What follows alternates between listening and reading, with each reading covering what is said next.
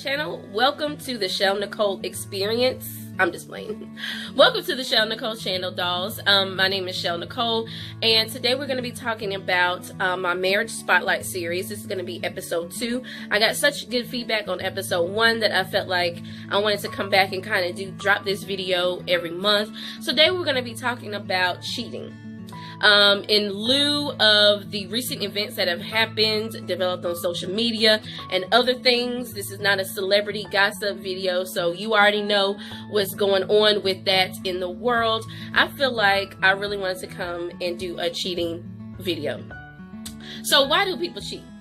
So there's so many things. I'm not getting what I want. That other person cheated on me too. I just felt like I wasn't getting the love. I felt like you know, I didn't have closure with my ex. Blase, whatever they tell you is their excuse. I'm sorry, there's hair in my face.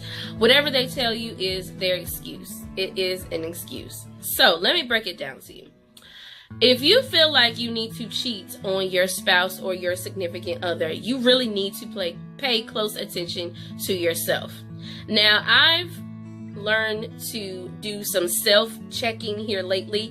Journaling has definitely helped me with that. I also see a counselor once a week to kind of help me with my emotions, stuff like that, which has helped as well. So a lot of self-checking I do for myself to make sure that I'm not in that type of mind frame or mindset when it comes to my marriage. I feel like a lot of times people can get selfish when it comes to their feelings and not thinking of other people. So at that point, I've never been to the point where I felt like I wanted to cheat on somebody that I'm in a relationship with, because I feel like I'm a Cancer. We hold on and hold on until the wheels fall off, until we're done, and then we're done. Like it's no going back. We're done. So I was kind of thankful when I'm extremely thankful with my husband, is that we already had that cheating discussion. If you cheat, I cheat, the relationship is over, and we're married, and that's the kind of relationship and conversation that we had. If one spouse cheats, it's over. Like, I feel like at that point, what is there to savor? Like, we've already talked about the ramifications of you cheating, and you already know what's going to happen. So that's what's going to happen if one of us finds out the other one has cheated. And I think that is a great conversation to have with your significant other. You don't really want to think about stuff like that. You really don't. But then when it arises, or that problem becomes a problem, then that's when you want to discuss it in anger. You know, I already told you what was going to happen. Just like you do with your kids. I already told you what was going to happen. You know, if you stick your hand on that hot stove, you're going to get burned. Like, I already told you, and you decide to do it anyway. So that's the type of conversation that my husband and I had. Now, if you are not like us and you feel like cheating is okay and you forgave your spouse or significant other and y'all are working on a better relationship, that is fine. That is okay. That is up to you. That is up to your discretion. I feel like if that is the case, I think you need a mediator or a person to step in. Not your mama, not your auntie, not your sister, not your cousin. I'm talking about a professional marriage counselor to step in, and you need healing, and that other person will need healing. And when you come together healed, you can move on from the relationship. I feel like we as people try to solve the cheating issue, and it just leads to more anger, more bitterness, especially if that person steps out and has a child. That would ruin me. But for someone else, that's not a deal breaker. And like I said, I'm a strong believer in counseling. So that's what I would recommend if you are willing to forgive that person. And a lot of times we don't want to forgive and forget. We want to keep riding that person and keep riding that person. And when we're in anger, we're like, you did this, you did that, you cheated, I mean, what is the point? Like, why would you want to stay in that relationship if you're just going to keep bringing up the counseling? You need healing. That person needs healing. We all need healing. When we come together healed, we can make this stronger instead of making it look like this, like not sticking together. That's my personal opinion. So we talked about having that conversation about cheating. We talked about counseling, and we also talked about well, I really want to touch on the healing process. Healing, when you are in a relationship and that other person decides to step out, is very traumatizing. Whether you want to believe you're as strong as you are or not, it is very traumatizing. And I feel like if you're not quite healed from that, you trying to forgive someone and go back into that relationship is kind of detrimental to yourself. I also feel that if that your other significant other and yourself has had a conversation about, well, I'm not getting what I want, I'm not getting what I need, I don't feel loved, I don't have the time, within reason.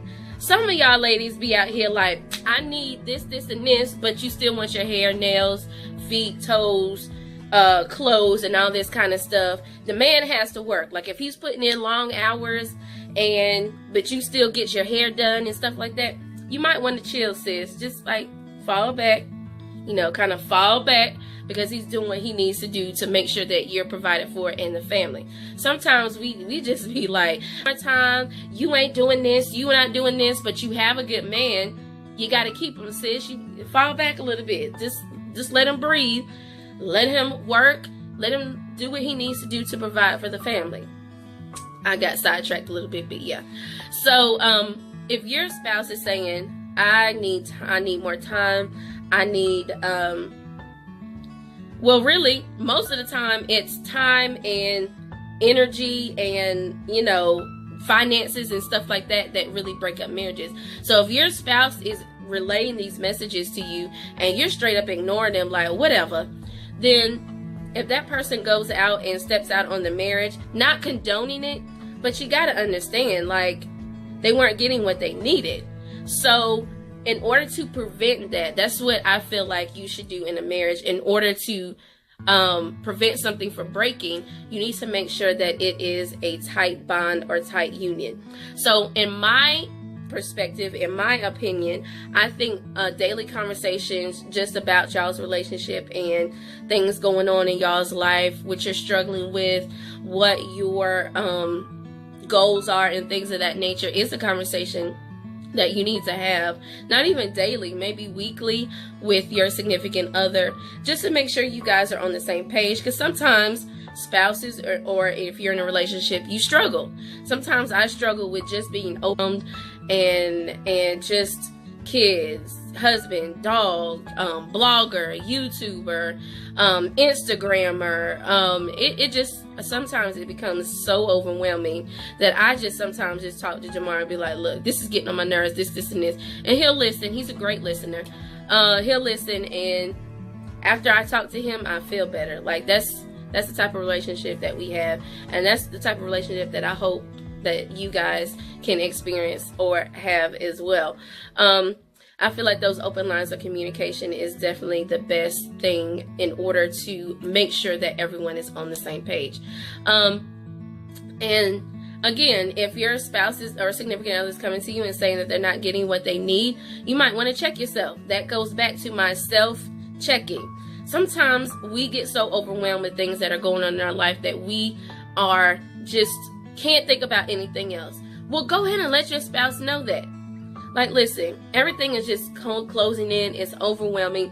Just give me a minute. Give me some time. And then, we could talk about this, and this. Open line of communication. Don't just get an attitude because that person wants to talk about how they're not getting this or getting that. And if that person is saying that they're trying the best that they can, and that is just not good enough for you, then maybe y'all need to have that come to Jesus conversation about where we're heading with this relationship. I firmly believe, let's go ahead and deal with this, then not deal with it and let it fester and keep building and building and building and building, and finally it comes crashing down on all of us. I really feel like that is the best solution to making sure that everyone is on the same page. And discussing your goals with your significant other or spouse is very important. Like I told my husband that I wanted to, this year in particular, open up my own like freelance makeup business to where I'm booking clients, doing makeup and things of that nature. And he was on board. He said, you really need to do this so you can make some money because you're good at it. And I was like, you know what?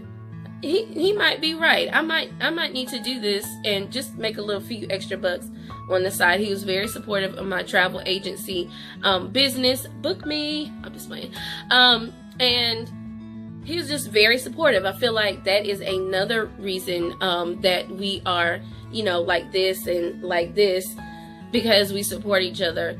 And when he wants to go out and hang with his friends, I mean, I play give him a hard time, but if your man is taking care of business, or your girlfriend is taking care of business, and they want to go out and let loose every now and again, then I think you should let them without fussing and stuff like that. I just feel like if they're doing what they're supposed to be doing, if I'm taken care of, the kids are taken care of, the household is taken care of, then you should let them fun. That's just my 2 cents. But yeah, so today, just to recap, we talked about why people cheat.